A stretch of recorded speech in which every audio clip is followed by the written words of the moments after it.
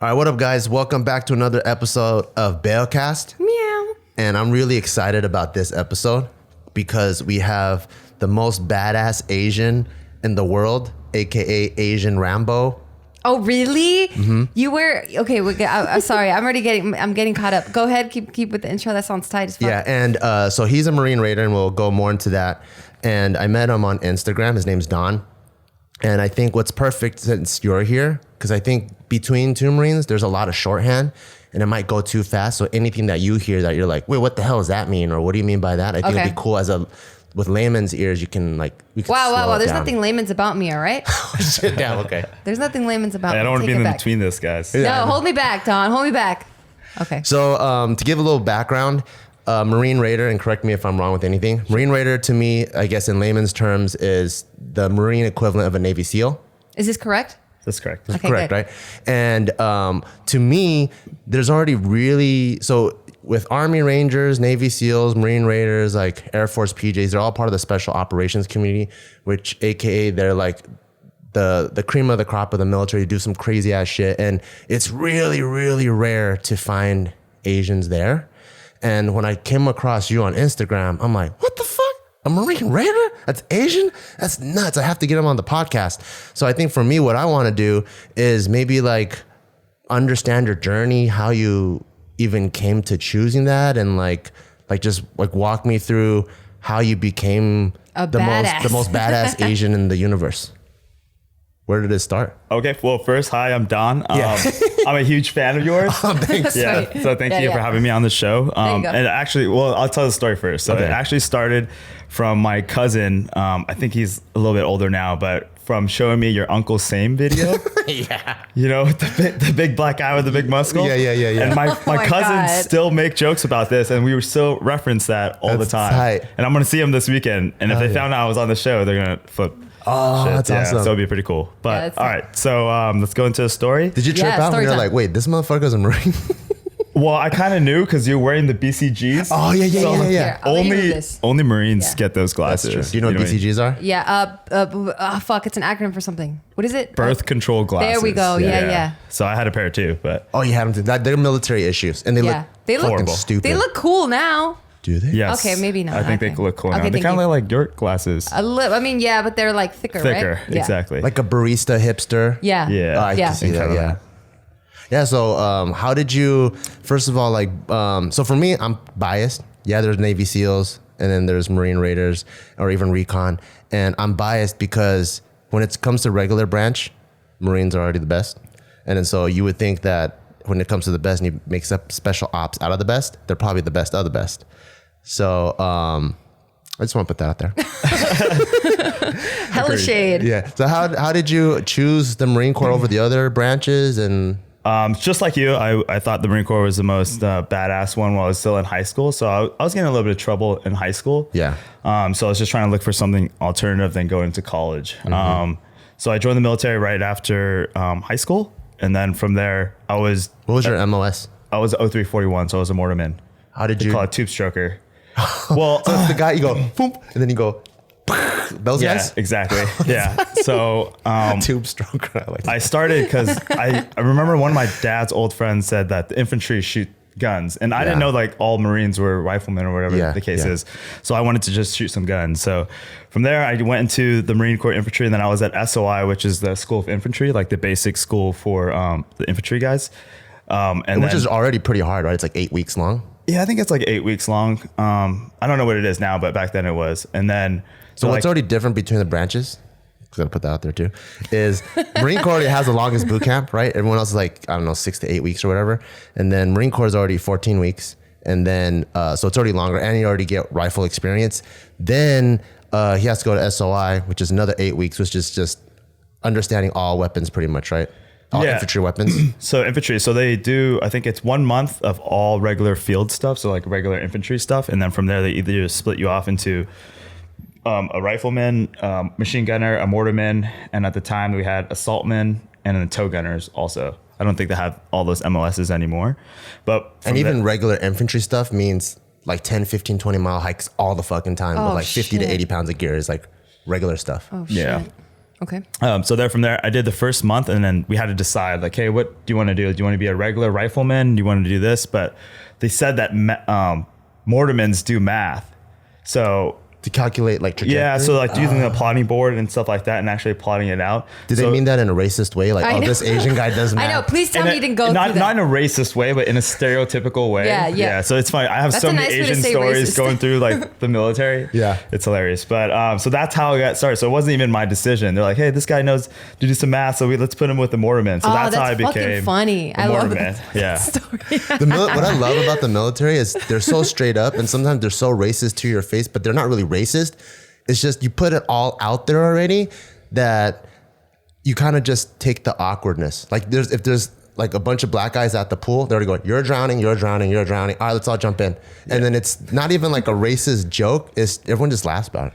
Yeah. And like you gotta think that like a lot of the Marines come from like the South or other places that haven't seen that many Asians. And the only like impression that they have of Asians is, hey, this guy has tight eyes. He likes to eat with chopsticks, and he likes to do math. So that's pretty much what they get. So you can't really blame them. Yeah, you don't. So that's I kind of just coped with that. Yeah, it's pretty funny. So anyways, from there I went to 1st Battalion 4th Marines, and that's at Camp Horno.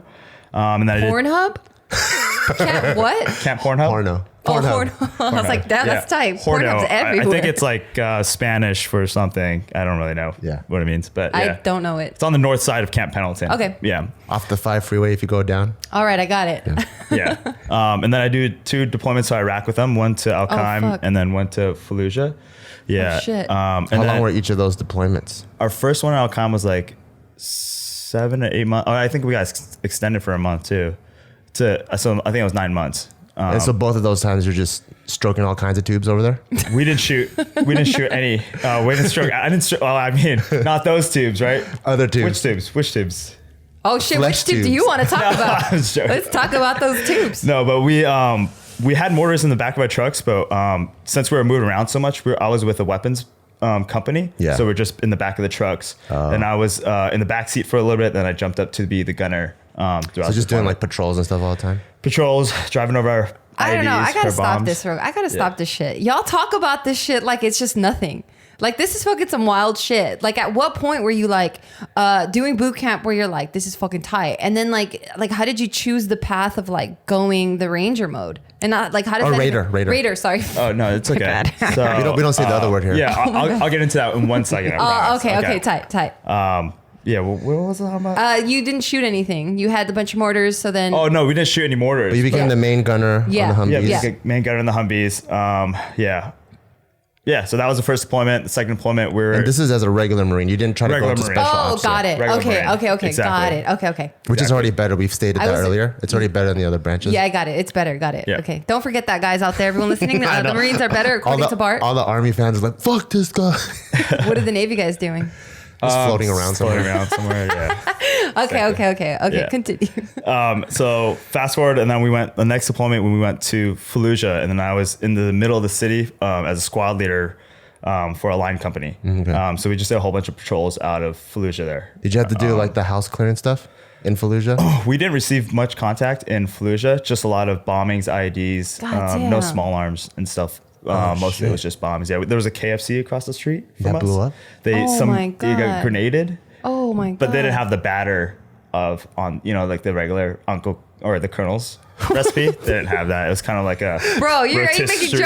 Are you making jokes right now? No, it was like a rotisserie kind of chicken. No donuts on their KFC sandwiches now. Okay. You seen those? Yeah. I'm taking your shit seriously right now. This guy's making jokes, and I'm like, wait, what?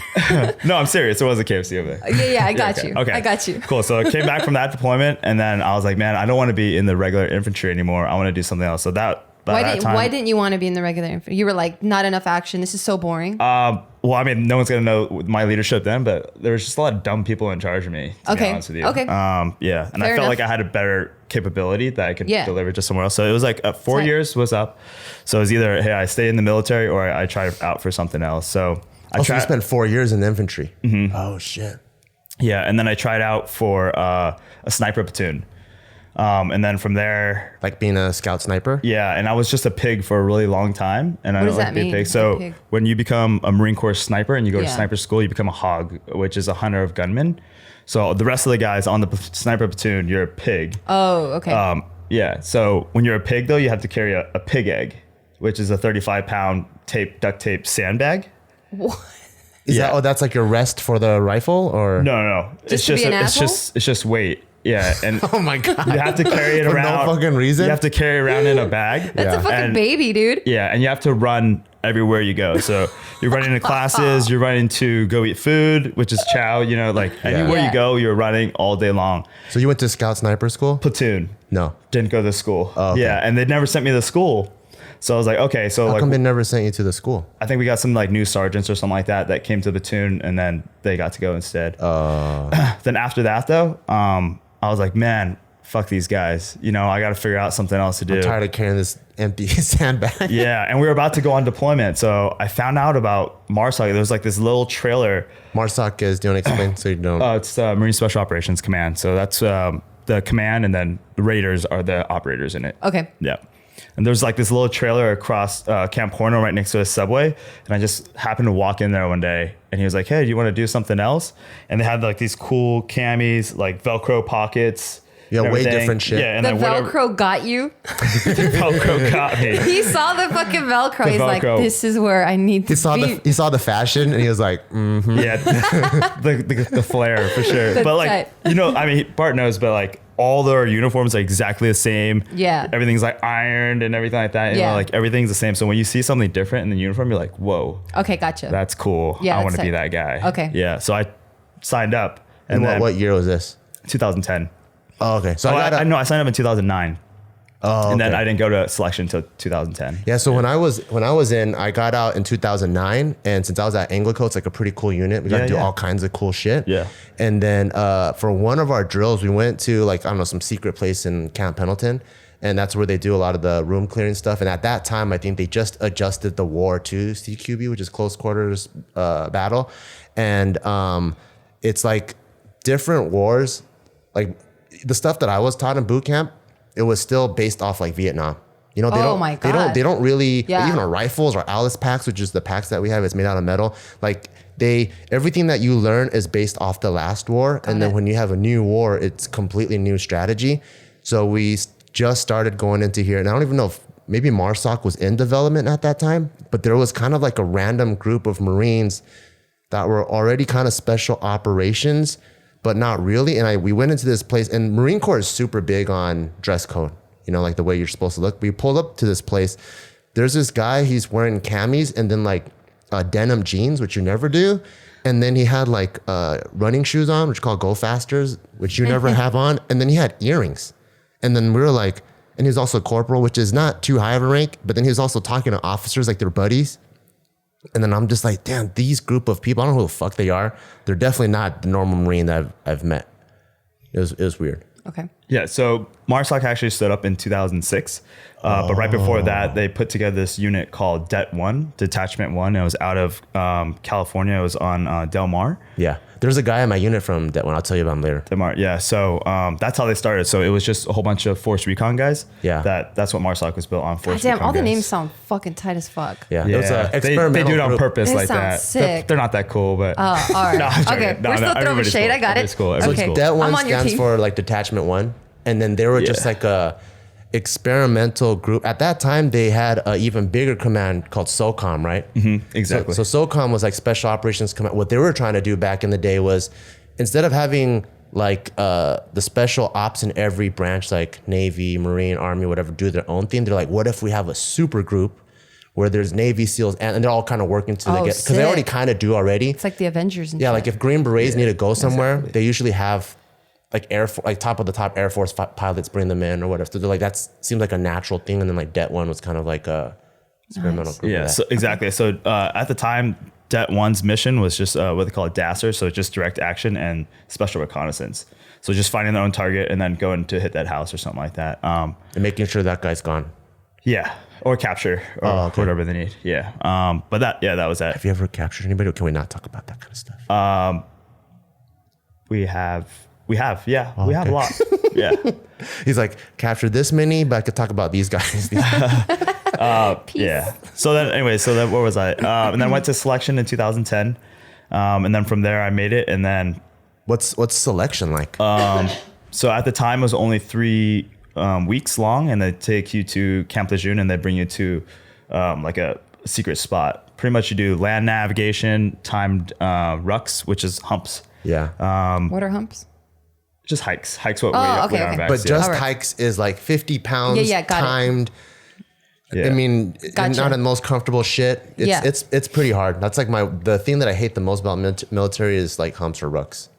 Okay. Because it's just long, and then you have this banging rifle on. But I mean, on you're your supposed to leg. do that because if you're in the middle of fucking, I don't know, war or something, you have to carry all your shit with you anyway, right? Exactly. Oh, okay. Yeah, exactly. I know, but you join the military because you watch movies, and they don't Oh, show you want those to do parts. that where Rambo, you fucking poke, Rambo. you You poke just- out of the fucking swamp, right? yeah, that's You're all you see. You just see this? Okay, got it. And you go back down, and you're like, I want to do that. And you want to But- jump out of planes. But they don't tell you it takes 20 miles to get there. Oh, okay. What up, guys? Our first sponsor is by Noom. Getting in shape isn't just about losing weight. It's about learning healthier habits and feeling better about yourself, whether that's more stamina to keep up with your busy life or finally getting into the clothes that you want to wear. But what if you could use one program for all your health and weight loss needs? You don't have to hunt for training apps or workouts or calorie trackers anymore, because with Noom, you have a huge food database. You can plug all your meals in. And what I love about Noom, it takes the comprehensive approach where it's about taking care of your physical, going to the gym, tracking your workouts, also psychological, helping you make healthy choices, self-worth, controlling stress and anxiety, and also social examples like going out again, don't stay home because you don't have to be tempted, learn how to resist temptation. So if you're trying to achieve fitness goals, it's really important to look at it from a very comprehensive approach, because it takes all those things to be successful to sticking to any goal that you want. And because they do take that approach, I think it's really important. And if you tried everything and it doesn't work, try this. Noom.com/Beaw, B-E-A-W. That's Noom, Noom.com/BEAW. Noom.com/Beaw to start your trial today. What do you have to lose? I super stand by this. Okay, got it. Yeah, so we did a lot of time rucks. Yeah, and that was like a team event kind of thing. They do like a psych eval and kind of things. So What's psyche eval for? To see like... see if you're a normal person or if you're put under a lot of pressure, because a lot of the missions that you do are like countrywide missions, or they'll affect the whole country if you do something wrong or something I mean, right. do those really work though? Because y'all are fucking crazy. Yeah. I think that's why. I think they're trying to see... It's almost as if like how prone to PTSD you are, right? Like, can we PTSD shock or- the But fuck all out- the shit that you're going through, like you're gonna get it regardless. But they To a want... certain degree. Yeah, they just want the okay. best people to be able to manage stress as Gotcha. well. So they put you in stressful situations. Gotcha. Make you think. You What's take the the stressful situation that they put you through? I can't talk about that. Oh, you can't? Oh, shit. Yeah. Oh, that's so tight. I want to Damn, know that's even fucking more. crazy. I mean, because a lot of people are still going through the selection process, so they want to be able to make sure that they put them through Surprise the them. same assessment. I Exactly. see. Yeah. Like you do like the Wonderlic Test, which is like the test that I think NFL players do, just your response time to certain things. Yeah. So So they pretty much like stress you the fuck out just to see if you're gonna be a little bitch and cry about it or whatever, right? yeah, and I mean, honestly, selection was one of the most professional thing I've ever been to in the military period. Yeah, just how it's ran, the staff that was there. I actually got to work there as an instructor for a little bit as well. Like but afterwards? Afterwards, yeah. So the selection isn't even the actual training, right? That's just to see if you could even... To start the training. So isn't Yeah. that crazy? It's 3 weeks of assessment and selection. Now it's 6 weeks. Nice. And that's just to even Yeah. see if you Yeah. can make it through, but that's already hard as fuck. yeah. Yeah, I'd probably... 6 weeks now. Fuck. Yeah. That's nice. And then from there, I came back. So I went back to my unit and they were like, hey, we're about to go on deployment. Do you want to go on deployment with these guys? Or do you want to go to Or do you want to be a little bitch and stay behind? Or do you want to go to school? The Raider school? Yeah, Raider school. But they were going to go on a Mew. So they were just going to go float around a little bit. I think like into... That's Marine Expeditionary Unit. Oh, okay. Yeah. I was literally picturing you guys floating. Okay, good. Yeah. Thanks. No, it's In a a ship. big ass fucking ship, and then... Yeah. Oh, okay. Horrible. Okay, it sucks. Yeah. Okay. Anyways, so then I was like, fuck that. I'm going to school. But then the school was filled. So then this is where I met my friend Prime, which is my business partner now. But he was like, hey, why don't you come over and work at the pool with me and we can train to go to ITC, which is the individual training course. And that's the school to become a Raider. Yeah, exactly. That's so tight. So we worked at the pool for a long time. until November or October of 2010. So that's when we went over to North Carolina to go to ITC. How long is ITC? When we went through, we graduated from October, beginning of October, or actually end of September, beginning of October until July at the time. So it's broken down to 4 phases. The first phase is like patrolling, communications. You go to SEER school. SEER school? What is that? It's survive, escape, resist, evade. Oh, sick. Yeah. Okay. So they like put you in like a captive situation. Yeah. Yeah. That's Okay. one of the things that I really regret not going to. Because at my unit, we had like... Yeah, Bart right now has a major boner. I hope you know that.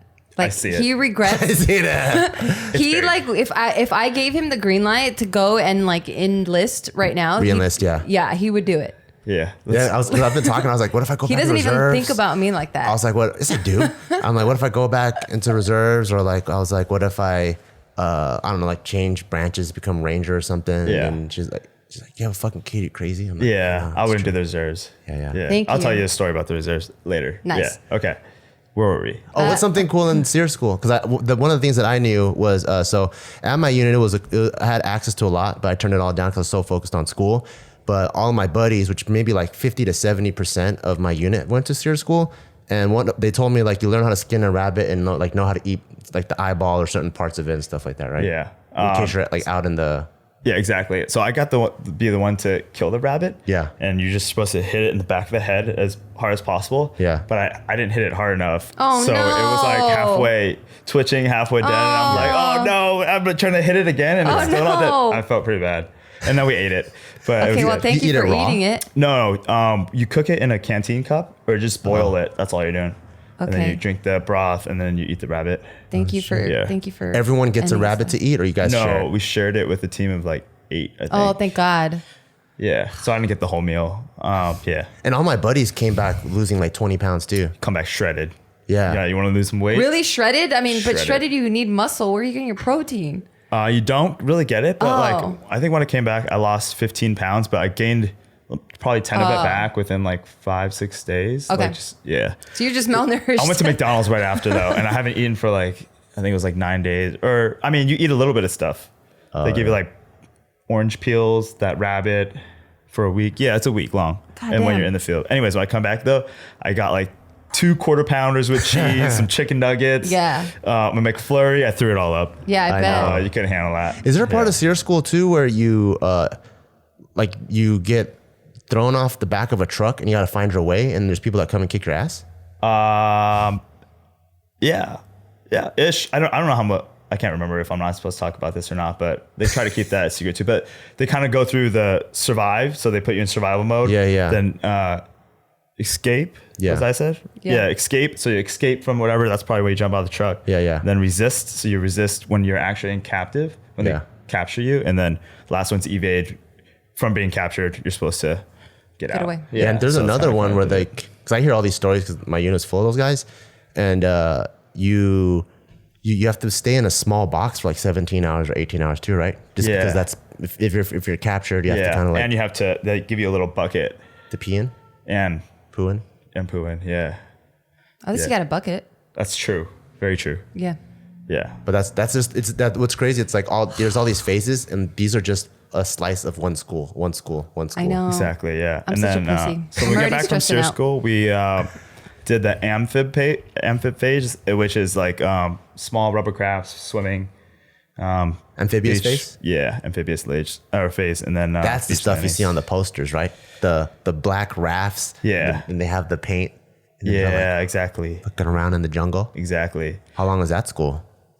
It's all part of ITC, but I think that phase was probably like 3 weeks or something like that. A lot more patrolling after that, but then after that, right after that is our Hell Week. We call it Raider Spirit. So you do the Hell Week at the end, No, it's this in the middle. right in the middle. Oh, Yeah, it's fuck. like right in the middle. Yeah. What's the Hell Week like, or you Shit. can't talk about it? I think we can talk about that. It's a whole bunch of missions. So you get missions after missions. You do a whole bunch of What's one reps. mission like?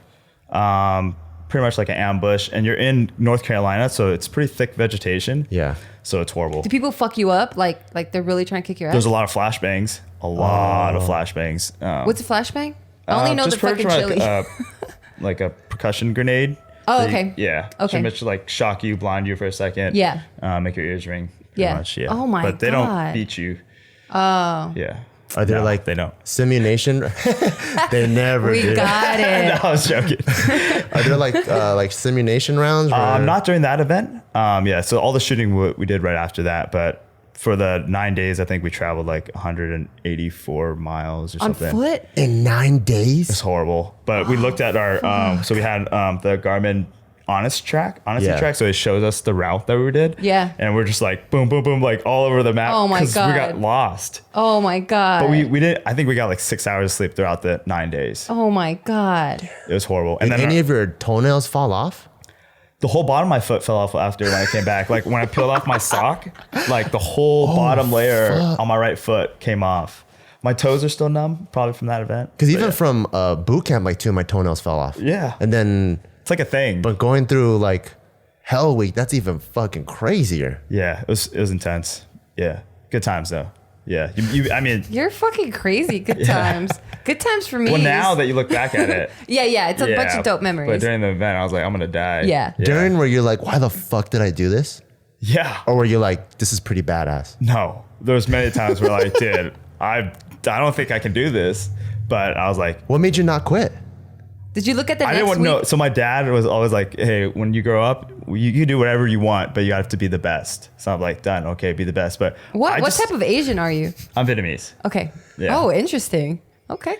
So you just were like, okay, I'm I just didn't want to like dishonor my, like, sounds typical, like dishonor my family, you know, because Yeah. it took, I mean, like I was talking to, like telling them what I was about to go do and try to do all that and just completely changed my life because they originally didn't even want me to go to the military ish because Yeah. I was like getting in trouble. Yeah. But like the rest of my family didn't. So when I signed the re-enlistment, I was like, oh, I'm doing something better for myself. You know, I'm doing something great that no Vietnamese person has done or whatever. So that's what I was trying to sell it at. And I couldn't go back. They're like failing. Yeah. So that's what pushed me through. Because you sold it so hard that you're like, if you failed out of it, it's almost like you went back on your word. Yeah, exactly. Wow, Yeah. you're so honorable, dude. I would have been like, I At the did my time, best. I did my best. That's what I thought. Because I would have been, if I pulled my sock off and my foot came off with it, Yeah, it's I would pretty be gross. like, my parents don't understand why. Just show them your foot and they'll get it. Has this happened to you, Dad? I don't think so. But yeah, and then after that, you do 6 weeks of shooting. Yeah. So you do assessment rounds there. You do a lot of live rounds, a lot.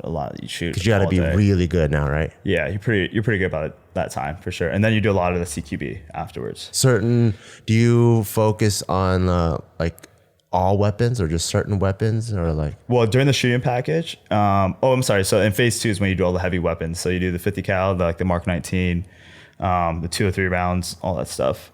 Yeah. So would you say during that time, because you already kind of got, I guess, a more appetizer taste during SOI, would you say you got really comfortable then? Or is it like you get Shooting? more? I don't think I was ever comfortable shooting until ITC when I was done. Oh, damn. Yeah. What do you mean you weren't comfortable? I mean, I can definitely shoot my rifle, and I can shoot my rifle fine, but the level that you get to in ITC shooting Like is your like the actual target, like the accuracy or what do you mean? accuracy. Okay, got Yeah, it. it's just like my weapons manipulation, so how well okay. I move it. Okay. Yeah. Like it's an extension Gotcha. of you now. I would say that you're very comfortable by the time you're done with it. You didn't even feel that way after boot camp? No, I don't think no, Oh, damn. man.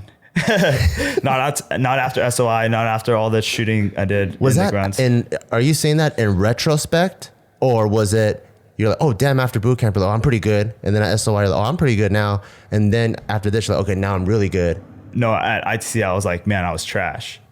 But now I'm like, oh, I'm kind of comfortable. Not even good, just comfortable. Oh, where I fuck, can that's shoot. fucking crazy. I know, but like, I mean, you probably go to the range and you see like all the competition shooters and stuff like that. Yeah, they're on another level. They're though. on a level. I mean, I never got close to that, but I was comfortable where I can understand what their like mechanics were, like economy of motion, how well they're pulling their weapon out and actually drawing it, and if they're going to target. Or I can tell because I was always messing up my shots. Like if I'm pulling all my pistol rounds to the bottom left a little bit, I'm anticipating my shot, so I can see what I'm doing wrong if I just And you already know what you have to change. exactly. Oh, that's pretty good. Yeah, exactly. Our second sponsor is ButcherBox, and I love this sponsor because I freaking love meat. I love protein. I love eating red meat, chicken, pork, all that stuff, bacon on the weekends. And what I love about ButcherBox is that I'm so busy too. So as much as I can, I like to stay home. I don't want to have to go to the supermarket if I don't have to. And what's cool about ButcherBox is that it's a subscription. So every month you get a selection of high quality meats, and you get anything from sirloin to pork to chicken to even bacon to all that stuff. And everything is high quality meat, free range organic chicken, grass fed beef, heritage bred pork, or even wild caught salmon. And when you have those things, it's so easy to prep for the next day. If you just if you're gonna cook tomorrow and you know what you're gonna cook, take it out, put it in the fridge, let it thaw out, or even put it on your kitchen counter, let it thaw, and boom, you don't have to go to the supermarket, and you get a box full of meat that'll last you the whole month. And right now, ButcherBox is offering new members ground beef for life. That's 2 pounds of ground beef in every box. There's so many recipes you can make with ground beef for the life of your subscription, plus $20 off your first box. So if you're like me and you love protein, you love high quality protein, and you want it to be convenient for you, or just come straight to your house, go to butcherbox.com/Beaw, BEAW, or enter promo code BEAW at checkout. That's butcherbox.com/Beaw. Go check it out and get some delicious meats. Yeah, if you watch any of the like the top like race shooters, there's this one video of this guy. He didn't even have sights on the gun. He's like, I don't really need sights. And he just like ding, ding, ding, ding, ding, ding, and like fucking little tight metal targets, and it's just hitting all of them because it's just at that point it's just such a part of you. Yeah. And it's like, fuck, that's crazy. That's fucking wild. Yeah. When I was in North Carolina for a little bit doing a guest instructor, we had this guy come from Delta Force. Yeah. And he came back as a guest instructor, older Filipino guy. But he can literally shoot his 45 like from here, not even looking. Oh shit! And he was hitting a steel target, probably like 15 meters, not super far, but that's Did he make impressive. the bullet curve? Yeah, he did for sure. Yeah, pretty much. Yeah. So anyways, after the shooting things, you do the last portion of it. We call it Durner Bridge or something like that, which is like the culminating exercise. So you do everything that you've ever learned, a lot of cultural classes. And just how to deal with people when you go over and deploy. So it's almost like, that's nice. Is it like the Crucible version, but for ITC? Like the last culminating. Yeah, you can kind of put it like that. Yeah, just everything you've ever learned. And then before that, they do a lot of culture classes and just dealing with people. And then going from there. And then you go over there, kind of like their scenario where you get like a G force, like a guerrilla force, and you kind of train them up. And then you fight against a revolution against their tyrannic government or something like that. Yeah. Pretty much the scenario. Yeah. So a lot of it is training their forces up. Exactly. So that they can take back their own government or whatever. Yeah. Or like the top down, like we're doing in Iraq and Afghanistan, where we're helping the government out and fighting these terrorist forces. I see. So whatever, depends on the situation, right? So yeah. But that's exactly what all these special operation forces do now, from Green Berets, SEALs, the Raiders, probably big three. That's what they're doing. They're just going over to seize for all these crazy countries where America doesn't want to put a big number of forces on the ground. You know, like a team of 12, 14 guys, they go over to these countries and they train hundreds or even thousands of these national people. So they're not really on the government's dime or accountability kind of thing. I mean, it still matters, of course, their lives. I mean, it's extremely important, but that's how we kind of push diplomacy across. Yeah. That makes sense. And it's cheaper, a lot cheaper. But it's just hard finding the guys that can go through all that stuff. Yeah. That's that there's only 12 guys or like a small number of guys. Yeah, exactly. I mean, our team sizes were 14. Yeah, organically. And then, of course, depending on the mission where you go, like in Afghanistan, we had a team like 22. But a whole bunch of support, like intelligence guys and radio guys and all that stuff to help us out. Yeah. Did you ever go to jump school and all that stuff? Yeah, I did in Fort Benning. When did you do that part? That was in 2011, I think, June. Was that before the ITC stuff? No, it's after. Oh, so after you, so after you finished the ITC, then they send you to more schools? Yes. What's the next school you went to? I went to jump school, would be the next one. And then I did some. Was that cake now? where you're It like, was horrible, man. It was horrible. It was horrible. why was that horrible? Well, because they have a whole bunch of like brand new privates and stuff like that. This is immediately after they go through SOI, pretty much their version of SOI. Yeah. And go into like an airborne unit or something like that. And then you have half of it's because like it's the Army school. yeah, half of it's like Army cadets, like about to go to be an officer, so they're still in college. Yeah. And then you have us, like a few Raiders and a few recon guys and like a field Navy EOD guys. So like a very specific small group. But dude, those instructors are horrible. Just horrible people. Like horrible as in like second class, like amateur. Just think that they're like super top dog. You know, I think I had one instructor, they call them black hats. So they wear a black baseball cap in their uniform. And then one of them was like a cook. Or he called himself a combat cook or something. Yeah. But he became an instructor because you just have to go through jump school, do a whole bunch of jumps, be like a jump master. Yeah. And then you can kind of work your way to be a black hat instructor. But it was horrible. 3 But then weeks. he thought he was like the world's baddest guy in the world. Yeah, exactly. And I mean, honestly, they're in control of you because you're going to their school. Yeah. I mean, you're pretty much at their mercy. Oh wow, that's Yeah. kind of whack. So it was just people that didn't really earn your respect, but calling all kinds of shots. Exactly. Was there any type of like Army, Marine beef or any type of like, I gotta show these motherfuckers what's up, like type of thing or no? Nah, not really. All the Raiders got really well acquainted with the Navy EOD guys there, and it was in Benning, so we went out to Atlanta a few times. But it was like we were all a little bit more senior than the rest of the classes, so it was kind of like easier for us to get a little bit more respect and stuff. But it still sucked. How old are you at this point? I was 21. Oh shit! Oh, that's fucking. No, 22. Damn, that's pretty badass. Yeah. Damn, 21, 22. What was I doing? Fuck, I was wasting my time. I think you were in college. Yeah. Doing Wasting cool my stuff. time. Yeah, you were doing cool stuff. And then after jump school, where did you go after that? I went to communication school. Yeah, so Like to learn a foreign language? no, so it was MARSOC's network operators course. So you do a whole bunch of satellite communications, building a network, managing a network. And why did they pick me to go to that school? Because you're Asian, 'Cause I'm dude. Asian. Duh. Really? Yeah. Straight up. So when you fucked up. when you do that, what's the, I guess, the end objective that you're trying to do? Like you're able to go to a place that has no communication and you're able to And establish a whole network. How come you don't have a say though? Like you're just in your group and they're like, you go here, you go here. Hey, you dude, you go over there. Exactly. I mean, throughout your entire time you're in the military, you're pretty much just following like the Marine Corps' need or the unit's need or whatever it is. Oh It's my really, God. I mean, to a certain degree, I was lucky I got stationed in California, so I was at Camp Pendleton most of my career. But to get back to Camp Pendleton when we were going through ITC, it was like you graduate top of your class or something, then you get a pick or something like that. So there's an incentive. So that's why I wanted to do it also. to go back to California? Yeah, so that's why I was like trying real hard. Yeah. Yeah. So then what? How long is that, the communication? So you pretty much turn into like a spectrum guy The comm for the guy, military? comm guy for your team. Yeah, pretty much. Yeah, had the hat and You're like, everything. Don, I can't get my channels. No, it's exactly like that. Oh Really? man, it was horrible. Yeah, I need HBO. You're like, exactly. "All right." Yeah, but for the radios, Yeah. that was 4 months in North Carolina. 4 months? Yeah, it was a lot. Just to establish what are you learning how to do to step?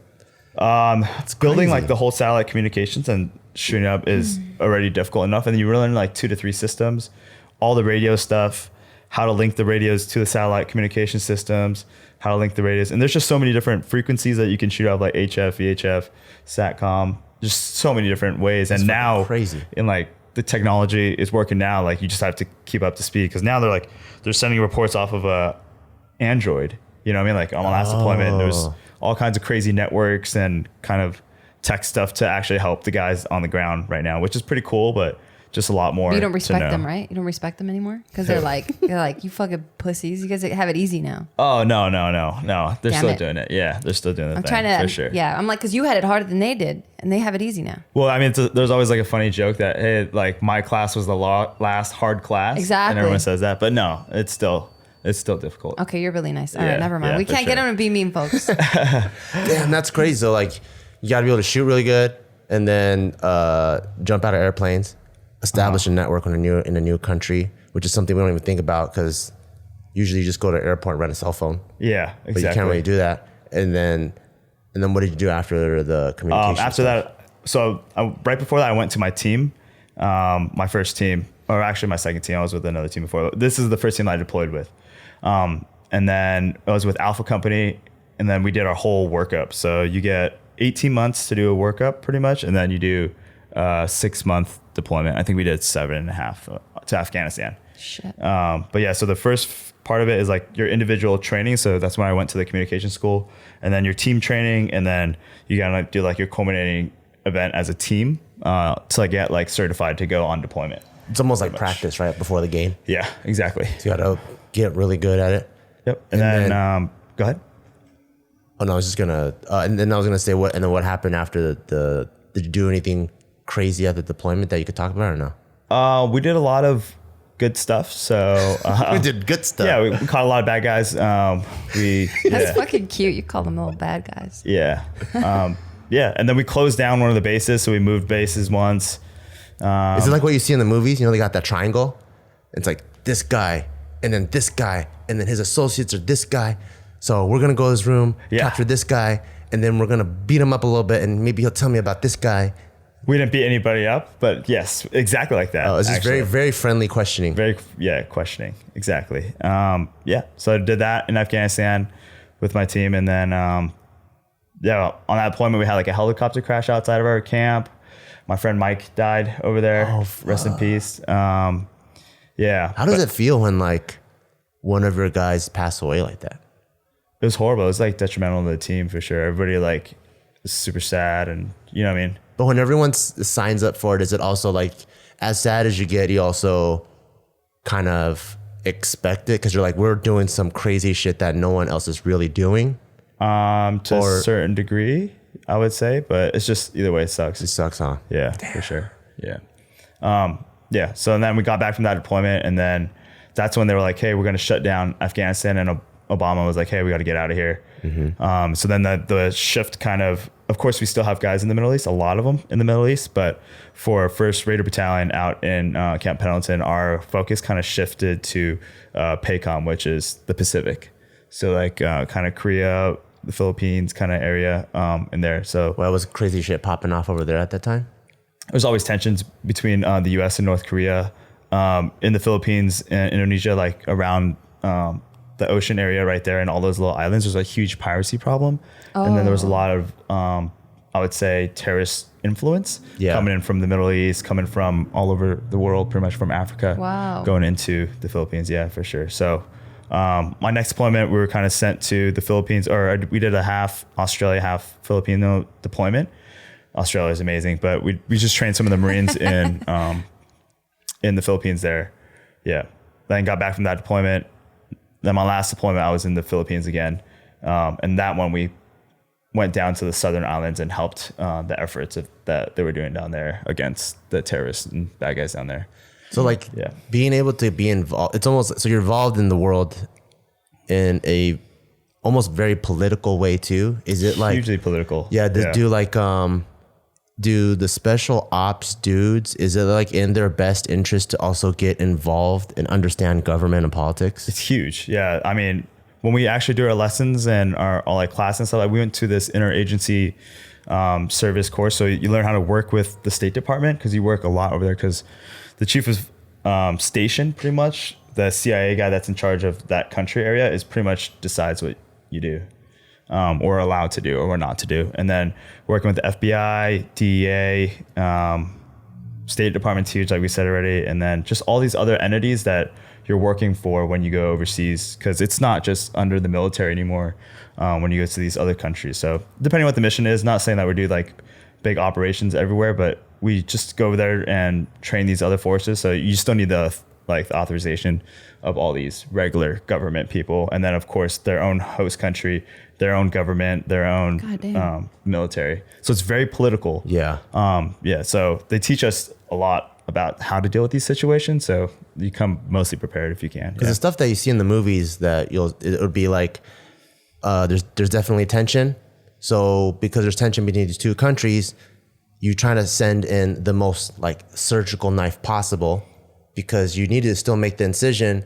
But if you make one bad incision that can cause entire war. Exactly. So I know like you guys have to go in and really be delicate in the way that you operate. And then I have other friends, they're out now, but they're also in like special operations. And then they've told me they've come in with like fake passports and stuff sometimes, not even as military, but coming in as a civilian. They have to obtain weapons in the other country and just do things very surgically, anonymously sometimes. And knowing that there's special operators in this community and you guys are actually in doing the actual work of like politics, do you ever see like the news online when it's reported and then you see like the comments? Like sometimes my initial thing is because I have friends in like this community now and I know there's just so many layers by the time it gets to the public. When I see the stuff that people complain about, I'm like, motherfucker, you don't even know what's really happening. Yeah. Do you ever feel that way, or do you feel frustrated? Yeah. I mean, there was a lot of times that we did things that affected the news, but the news, of course, the media spins it completely different than what it was. But I would count maybe like 12 or 13 times we were in some type of media, not us personally. Maybe sometimes pictures where we weren't supposed to be there as well, but just stuff on the media that they completely twisted the story of what we're actually doing or whatever it is. But you know, what do you mean like you're not supposed to be there? Like, you know, when you're helping a country and they don't want people to know that American forces are helping them. Oh, yeah, just training their military or whatever the case is. Yeah, you're not supposed to be there for sure. Damn, is that scary when you're doing stuff like that? No, sometimes.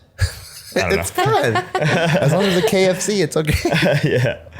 Yeah. So that's pretty much it. And then after my last deployment, I started transitioning. I started getting out of the military and then started going to school. Oh, so you're not in it anymore? I am not. Oh, okay. How long has that been? I got out in January of 2018. Oh, and then I did a year in the reserves at 4th Force right here, or in California, in Alameda, in like the East Bay. But that unit was not for me. 4th Force Reconnaissance. Oh, okay. Yeah, it's just a reserve reconnaissance. Well, how come you didn't like it? I think coming from active duty, especially MARSOC is pretty professional. Yeah. And then going into a reserve unit. You're like, this is a fucking mess. Yeah, extremely difficult for me to kind of deal with the structure that they had and then kind of like the way they delivered their training. Our third and final sponsor is Manscaped. They are the #1 in men's below the belt grooming, and they offer precision engineered tools for your family jewels. And this is so important because I used to use like hair clippers to shave my nuts and my man region, and it would get cut. And then you'd get cut, or sometimes, you know, you got the testicle skin, it's all soft and stuff, and it gets snagged, and all of a sudden you're bleeding, and then you take a shower, and the soap gets in, and it stings, and it hurts. And I've even tried some of the other ones, but if they don't have the skin safe technology like this one has, I just can't shave with confidence. You know, I'm always kind of having anxiety. I'm like, oh, am I going to cut myself? Am I going to cut myself? And one of my favorite things to do when I go on tropical vacations is to just completely be clean shaven. Because one thing that I noticed is when you go on the beach or pool or whatever and you come out and you have a ton of pubic hair, that's the last part to dry. So it's really uncomfortable. Your shorts are drying and then you still have this wet spot in your groin that's getting cold because it was wet. So before I go on any type of tropical vacation, or if I know I'm going to go to the pool, I love shaving because then now my nuts dry the same as my shorts and my pants. I mean, as my legs. So if you have been your balls cut before, or you want to have nice clean balls, and all girls like it, trust me, get 20% off your free shipping with the code BEAW, B-E-A-W, at manscaped.com. That's B-E-A-W at manscaped.com. You get 20% off with free shipping. Go there, manscaped.com. Use the code BEAW, B-E-A-W. Thank you. What was the structure that they had that was like really weird?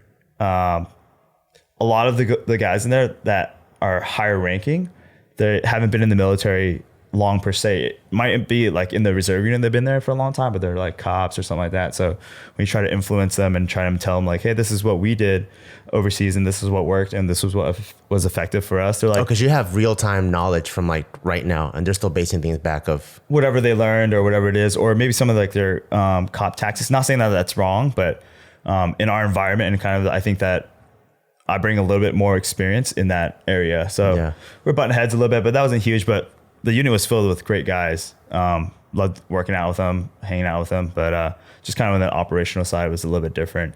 And then the risk management was kind of crazy. from the ranges and stuff like that. But yeah, still professional guys, just not as professional as I want it to be. Yeah. So then I was like, this isn't for me anymore. Either I'm all in or I'm all out. So decided to pull out of that. Yeah. When did you end up becoming a McQuist instructor?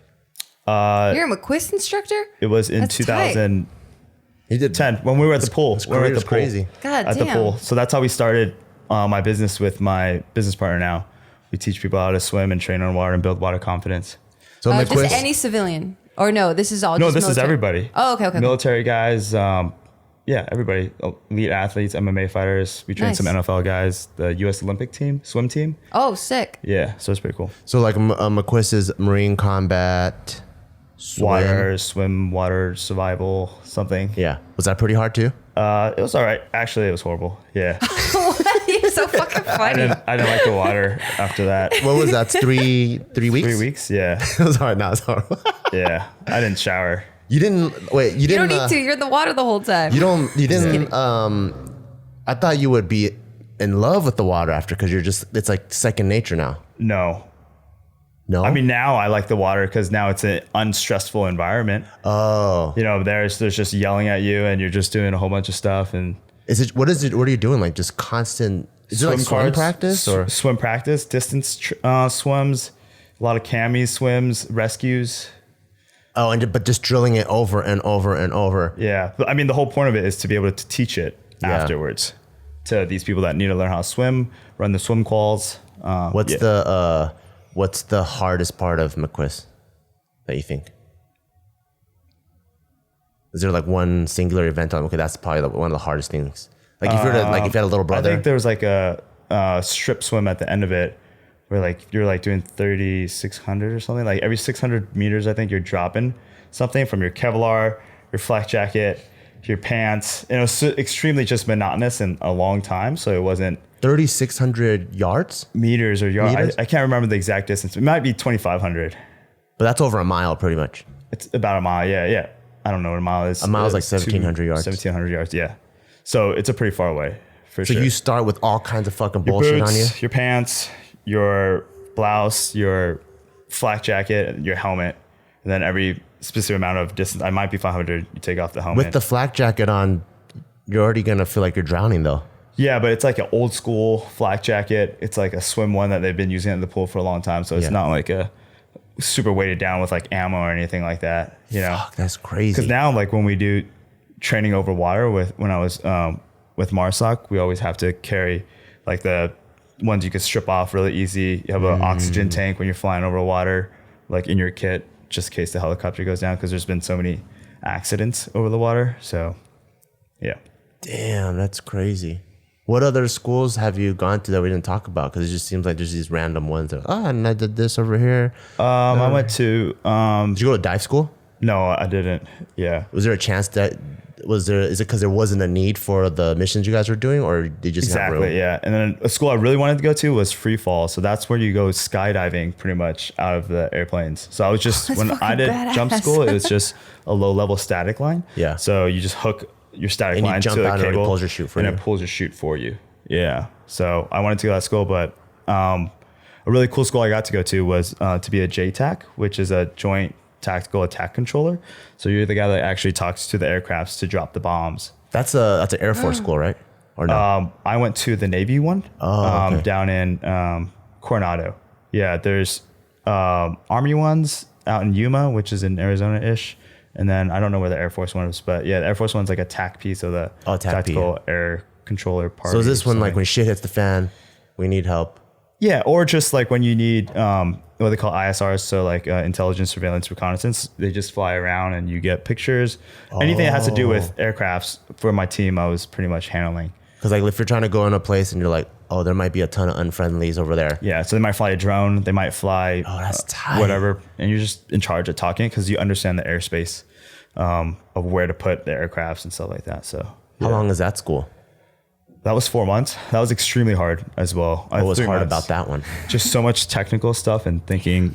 It's just hard and harder. And I know. harder I'm and like, harder. I haven't heard him go, yeah, that one was fucking easy. Like, yeah, Yeah. do that again. Yeah, it was just so many different moving pieces at once, and you had to pretty much picture everything in your mind of where assets or these things are in the sky, because you don't ever want to put them on the same altitude block because they might have a chance of running into each other.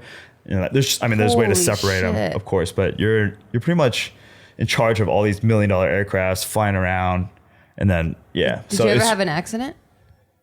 No, I didn't. Yeah, no, maybe in the simulation. Oh, like in okay. the, Oh God, thank God. Yeah, Thank God it was definitely there. did, yeah. You know, in the movies when you like, there's you ever watch Tears of the Sun with Oh, yeah. Bruce Willis? Yeah. So it's Oh, like yeah. they're trying to make their way back, right? They're shooting.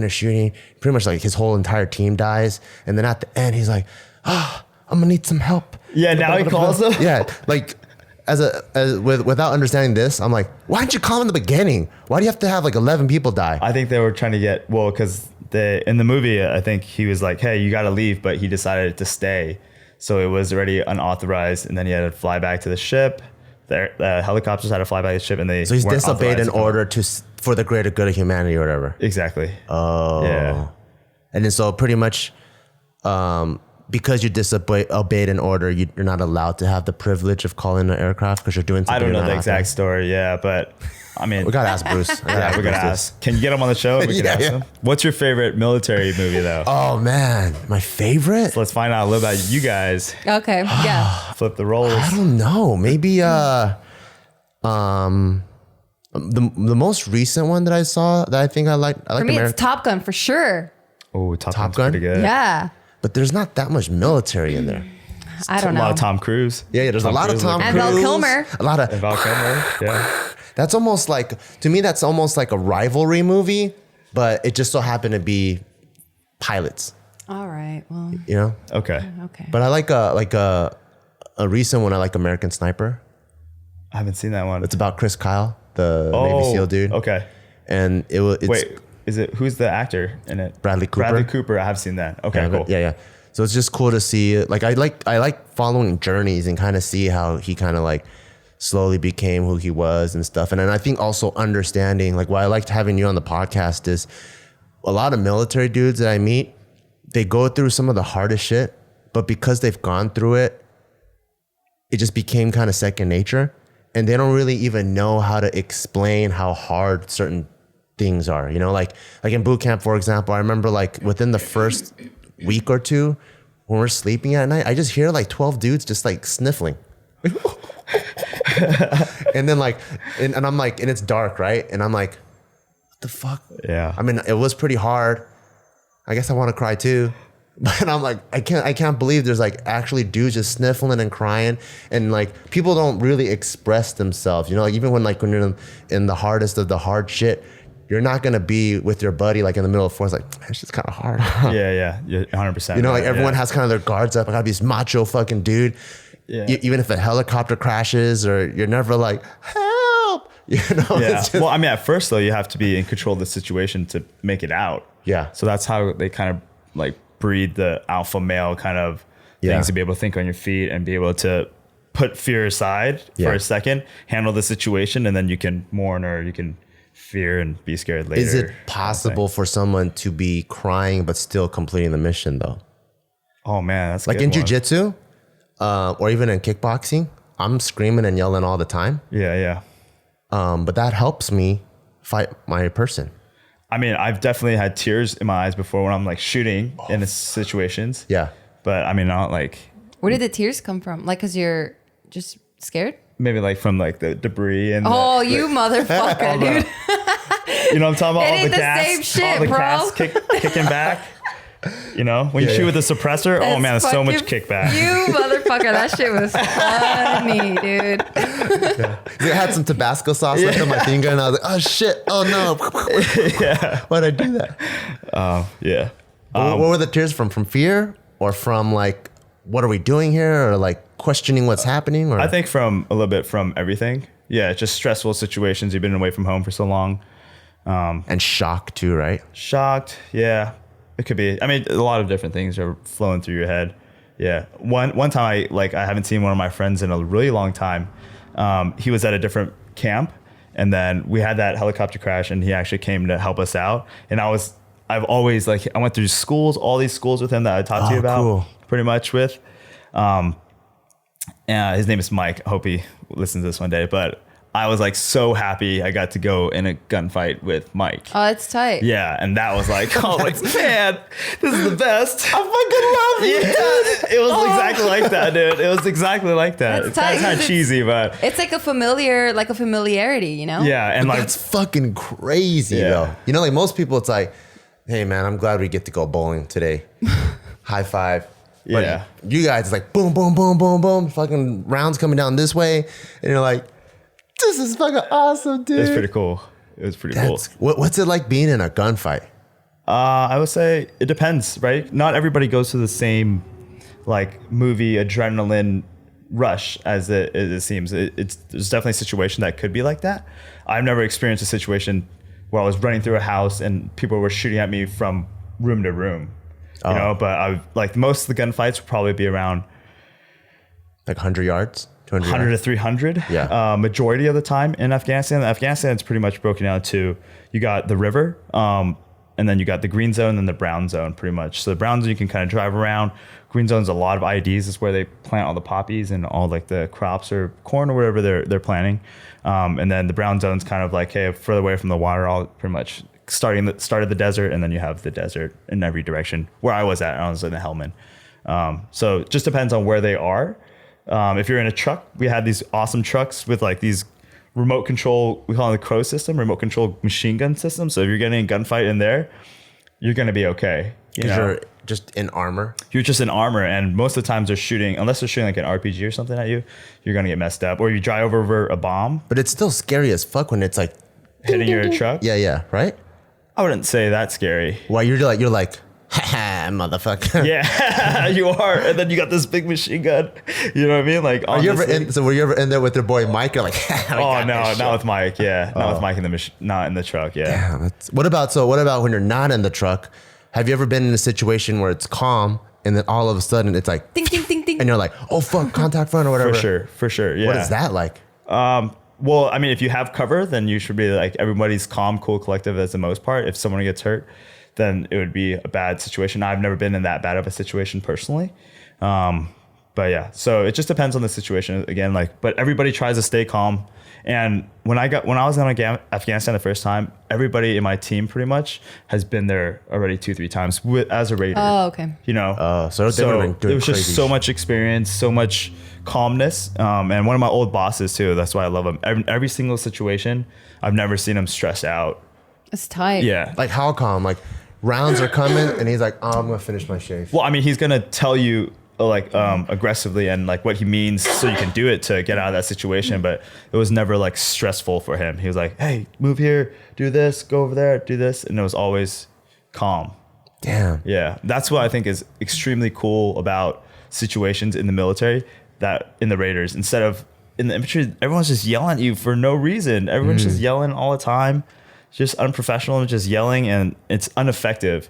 But if somebody tells you like, hey, I need you to go here, this is why, boom, do it. And then it happens. That's what I realized. I realized like a lot of the infantry or just even like normal Marine Corps training, it is a lot of yelling and in your face. And then I took Do you think they do that though, just to kind of see how easy you can break? Like in the beginning, I at don't know. least. Because I know if someone's yelling at me all the time, like, or like, I don't know. I You don't get want used to it? You think you get used to it? Yeah, that now it's like you know how to like make that just be noise. Like that's not shit anymore. You know what I mean? Yeah. Like Do you it's think not that gonna works rile for you like the up. common Marine, whereas like you guys kind of earned your spot and you've been through so much stress that you're like, we can talk to each other in regular voices and we're gonna get it done like no other. Yeah. Because I feel like in the beginning, at least, just from an outsider perspective, because clearly I don't know shit. It seems like they just try to really stress out all of your senses. Like you're sleep I would say- deprived, you're yeah. like exhausted, like everyone's yelling at you, like there's no fucking nurturing because like your mommy's not there. You know what I mean? So I feel like they try to stress you out in every sort of way so that you can just kind of shed that shit and be like, whoa, like I don't need all of this stuff. Like I was a pussy then. I'm not a pussy now. I think 100% depends on the environment that you're in and the audience that you have and the goals that you're trying to get to. If somebody yelled at me now, I'm like, wouldn't even listen to them anymore. I would just completely tune it out. But in that environment, like to induce stress, 100% it induces stress all the time. But to be effective with what you want to do, I don't think that it's an effective way to communicate with anybody. But at that level, isn't it like isn't it like a beginner level? Like but in the like all the yelling and stuff? Yeah. Yeah, I would say so. Yeah. Oh, okay. Yeah. So it helps with like beginners or whatever. Yeah, I feel like it sounds pretty beginner. More. It's, I mean, to me at least, it But sounds I feel like it's like a beginner shit. It breeds like a really bad yelling culture, you know, instead of a learning culture and like growth culture. It's like I'm in charge of you, I'm yelling at you. And it just naturally brings the aggression level to a whole different aspect. Where it doesn't need to be. Where it doesn't need to be. But then Aggression how do should you always deal be with there. someone then that like, cause now you're bringing people from all walks of life, all different family dynamics and shit. Like, how do you teach everyone respect and hierarchy very quickly? Well, for selection, they do that a lot. I mean, they pick people out of the crowd that understands is mature enough to respect people in different situations, you know, so that's how they do that. And that's why MARSOC or any of the SOCOM units are so much more mature. Yeah. And they're a little bit older in age as well. Yeah. For sure. Yeah, because I guess for me it kind of makes sense. Like I understand what you're saying, and I'm like, oh yeah, that's pretty tight to see it that way too. But I'm like thinking, if I'm dealing with a bunch of people that are so entry level, like how would I do it quickly? And then you can kind of see who starts sticking out from that and going, okay, this dude has a different character. We can pluck this guy out, put him over here. Yeah, you're right. I agree with that. For me, that sure. kind of makes sense because I'm like, fuck, I don't know if he's a mommy's boy or this is like someone that doesn't respect authority. Like, I'm just gonna treat everyone the fucking same, get shit done quickly, and then I'll start seeing like who starts kind of sticking out for me a little bit. Yeah, like going way back to like boot camp days when you're shooting, right? I remember like the instructors are yelling at you, and then also like if they're seeing you're not holding it right, they just manhandle your rifle, and then there'll be guys that are like, oh, yeah, what the fuck is that? And they just drop the rifle and they're like, hold on to your fucking rifle, right? Versus if they grab and they're like, hold on to that shit, like, okay, cool. And I think that's a good way of kind of weeding out, wait, this guy he's not owning on to his shit. Yeah. But I think once you get to your level, it's like everyone has already proven that. Yeah. That they're not going to just drop the rifle out of nowhere. Yeah, like most people. Oh, fuck, really? No. Yeah. Have you ever jacked off in a porta potty? Yeah. Awesome. I used to walk by a porta potty and get turned on. I'm like, hey, I'm going to see you later. No, really? No. Because he did. I jacked off in a porta. Oh, no, I did jerk off on the porta potty. I'm saying though, like the situation. Oh, okay. Yeah. I mean, when I was in Iraq the first time, we lived in this. You have to. I mean, you're there for like, what, 7 months, 8 months? Yeah, we lived in these HESCO things. What's a HESCO thing again? It's just a pretty much cage, and they put cloth in it, and they fill it with dirt. And then they make literally it your wall. a cage? Yeah, Oh, cage. okay. Yeah, pretty much a cage, a cloth, and then they fill it with dirt, and then pretty much becomes your walls. Because there's like mortars and stuff that come in. Oh, gotcha. Come in, so it's just like protection kind of. But we had like 20 dudes in one from maybe double the size of this room. Like 20 guys sleeping on cots, all back and forth. So you have no privacy. Do you need it though amongst other dudes? Like, The privacy? Don't dudes It's not just weird. get it? It's not weird. It's weird. No. It's weird if you just jack off in front of other dudes. Okay. I mean, but like there I were feel like those dudes are- situations where, you know, like they think that everyone's sleeping and they're Oh, like, God. And people are still jacking. Oh, okay, got it. you know, like, oh, he must be sleeping. Like, Yeah. I had a friend, his when he was in Camp Pendleton, his roommate would just jack off out in the open. yo, that's intense. Yeah. And then he was like, I don't know if I can handle that. yeah, I was like, Was he what the making eye contact with people? no, he would like have conversations with people Oh, while As he's jacking doing off? as he's doing it. He just leaves his door open and he's just doing it. How do you have a conversation? I don't know. Some people are real. You meet some really, Interesting folk. because you meet True. all walks of life from the True. entire Very nation. Some people are from like a ranch. Some people from big city. Like it's like all over the place. And then some people are just really open to shit. All right. Like there's this one dude. I mean, there's dudes that are really comfortable with being naked and just shaking their dick around while they're like, it's just like, it's like a boys' locker room, but on steroids, you know, because people are like fucking around even more. True. Yeah. More so than that. Yeah, I mean, because that doesn't sound crazy to me. I mean, the jacking off for sure is crazy to me, but like if we're all girls and shit and we're naked, like we're fine. Like someone shaking their tits, I guess. Are you going to be equivalent jacking it. off? We're going to be jacking off though? No, but like, I think that's where we would probably stop. But everything before that, we're okay with, and it's not weird. I see. So for you to go like someone's like swinging their dick around, like we're like, okay, well, whatever. Like we would swing our tits around like it's not a big deal. Even in a place that you're supposed to be clothed? But if everyone else is there and you've built this camaraderie, like, and everyone's tight with each other, then yeah, who cares? I mean, there's always like gay chicken and what I mean? Like, Yeah, that's funny. yeah. So I mean, we're pretty funny. comfortable, most guys or most environments, but the jerking off is still That's a little intense. Weird. Yeah, That's I don't that's a understand little that. weird. Yeah, for sure. So like fast forward now you own your own business. I'm a co-founder with one of my friends, Prime Hall, that we worked in the pool with, went Yeah. through the whole Raider thing with the whole time. Yeah. So Just started by 2 Raiders. yeah, started by That's 2 cool. Raiders. Yeah. Two companies. One's called the Underwater Torpedo League, where we play the game that we were training to get ready to go McQuist or to be the Raiders and training just as a water confidence game. And then Deep End Fitness is What's just the water confidence game? the Underwater Torpedo League. Yeah, what do you do? So we put 2 little toy hockey goals down at the bottom of the deep end of the pool. We try to do like a 14-foot, 13-foot pool. Yeah. On both sides, and then we have this little toy torpedo. I'm sure you guys played with it as a kid, right? No, it's like a little torpedo, and then it glides through the water. Oh, no, I never played with that. Okay. And then Sounds like you were rich. I'm just kidding. toy torpedo. You had a pool and you had a torpedo? No, I never played with it as a kid, but I mean, that's all the white people tell me. Oh, Oh, okay. okay. Gotcha. Yeah, no, I don't know Just trying what to we're talking relate, about. you know what I mean? Yeah, no, not Yeah, not to in the this. audience. Yeah. No, they're minorities too, bro. Okay. So you had and you send the torpedo back and forth? Yeah, so you can only move it when you're underwater, and then you can grapple each other for it. You can Like, what do you mean? Like you can like no single limb submissions, but you can grapple each other for it, wrestle for it Oh, cool. in the water? in the water. Yeah, underwater. What if what if I'm grappling you and you're running out of breath? And I'm Oh, just if holding I you let there. go of the torpedo, you have to let go of me. Oh. Yeah. So you can't drown You can't each just other. exactly. You can't just grapple anybody. So, and there's like a torpedo right there, and you're both going for it. I can't pull you back. I can push you to the side, but I can't restrict your movement. Until you grab the torpedo. Until you grab Then the you can grab torpedo. them as much as you want. Yeah, exactly. And you can try to choke them out too. We can't choke out, but you can do like crossbody kind of things. But yeah, no choking out, no kicking, no single limb submissions. And we said no single limb submissions because we train a lot with MMA fighters.